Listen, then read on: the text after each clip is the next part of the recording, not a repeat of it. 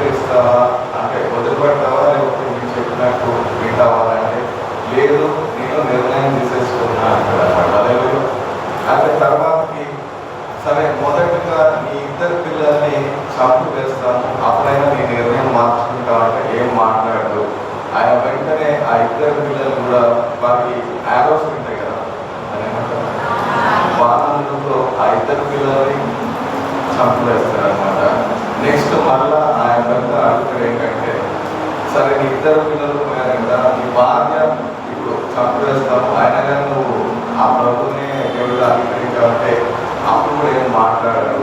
తర్వాత తన భార్యను కూడా మరి చంపివేస్తారు. లాస్ట్గా ఆయన కూడా చంపివేసే ముందు నీ కుటుంబం అంతా పోయింది, ఇప్పుడు కూడా నువ్వు నీ ప్రాణంలో దక్కించుకోవాలంటే ఆయన ఏమంటాడంటే నేను యేసుని వెంబడించడానికి నిర్ణయం తీసుకున్నాను, నేను వెనుక తిరగను అని చెప్తాడు. నాతో ఎవరు వచ్చినా ఉన్నా లేకున్నా నేను ఆ ప్రభునే వెంబడిస్తా, లోకం నా వెనుక సిలువ నా ముందు అని చెప్తాడు అనమాట. అంటే ఈ మాటలు చెప్పిన వెంటనే ఆ పెద్ద ఎవరైతే ఉన్నాడో అతన్ని కూడా హతము చేస్తారు.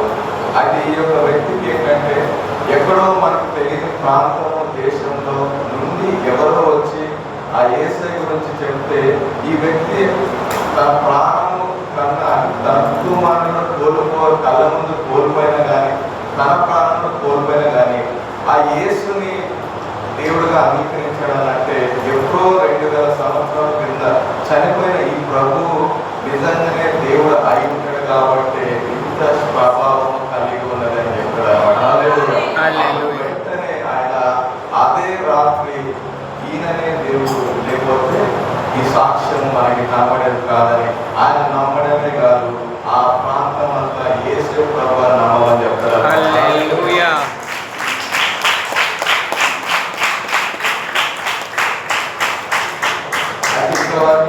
చెప్పానమాట. ముందు ఏంటిదనంటే ఆయన చెప్పిన చివరి మాటలు ఆ ప్రాంతం అంతా ఆ సాక్ష్యం వెళ్ళడమే కాదు, అదే సమయంలో 1910 అంటే 1910 సంవత్సరం ఒక 5-6 సంవత్సరాల తర్వాత సాధు సుందర్ సింగ్ అనే ఒక దైవజనుడు ఉండేవారు. ఎంతమంది ఉన్నారో లేదు. ఆయనకి ఏం పేరు తెలుసా అండి, అపోస్తల్ ఆఫ్ బ్లీడింగ్ ఫీట్ అనమాట. అంటే ఆయన సువార్త ప్రకటించడానికి వెళ్ళిన ప్రాంతాలు బట్టి ఆయన కాళ్ళకి రక్తము కావేదంటాడు. ఆయన వెళ్తుంటే మన నీళ్ళలో మన కాలు పడినప్పుడు ఆ తడికాలకు వెళ్తే ఎట్లాగైతే ఆ తడికాల ఫుట్ ప్రింట్స్ పడతాయో ఈయన పాదంలో కూడా వీళ్ళు నడిచినప్పుడు ఆయన పాదంలో రక్తంతో ఫుట్ ప్రింట్ లాగా పడేవాడిని. ఆయనకి అందుకే అపోస్తల్ ఆఫ్ బ్లీడింగ్ ఫీట్ అనే ఒక నామం ఉన్నది.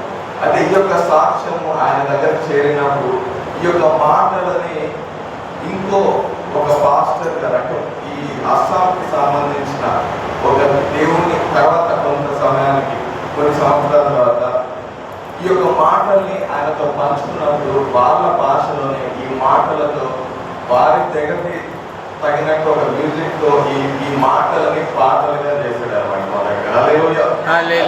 ఈ పాట ఒక సాక్ష్యము ఇంకో మిషనరీస్ వచ్చినప్పుడు అది అమెరికా కూడా ఈ యొక్క మాటలనే వెళ్ళారన్నమాట.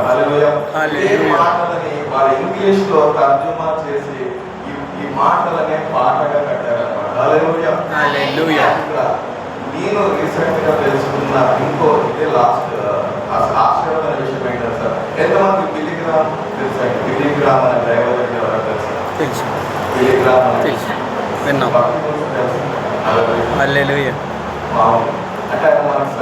ఆయన అంటే ఒక 20 సంవత్సరాల క్రితమే చనిపోయారు కాబట్టి మనకు తెలియదు.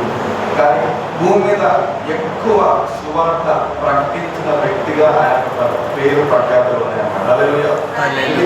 అంటే ఆయన ఇవాంజలిస్ట్, గొప్ప దైవజనుడు. అంటే మన కాలంలో ఆయన గొప్ప దైవజనుడు ఎవరు లేదని ఆయన అమెరికాలో ఉంటాడు.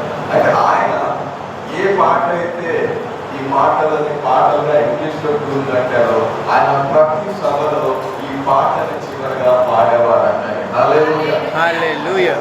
ఒక మాట నాకు అర్థం మార్చగలడు, ఏమైనా చేయగలడు అని అంటే మన పాటల్లో మనకి అర్థం అవుతుంది, ఎంతవరకు చేయగలరు. కానీ ఇది ఈ యొక్క సాక్ష్యము సజీవ సాక్ష్యంగా ఉందన్నమాట.